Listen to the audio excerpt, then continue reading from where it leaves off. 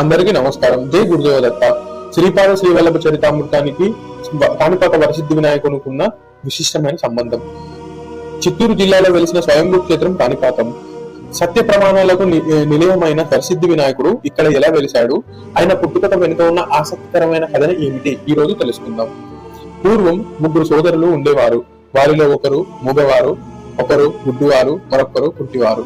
వారి జీవనోపాధి కోసం పొలం సాగు చేసుకునేవారు. ఆ పొలం ఉన్న బావిని తవ్వడం కోసం ఒకసారి వాళ్ళ ముగ్గురు ఆ బావిని తవ్వుతూ ఉండేవారు. ఆ బావి తవ్వడంతో గడ్డపార ఒక రాయికి దెబ్బ తాకి ఆ రాయి నుంచి రక్తం ప్రవహించడం మొదలైంది. అప్పుడు ఆ బావిలో నుంచి రక్తదారాలు రావడం చూసి వారు ఆశ్చర్యపోయారు.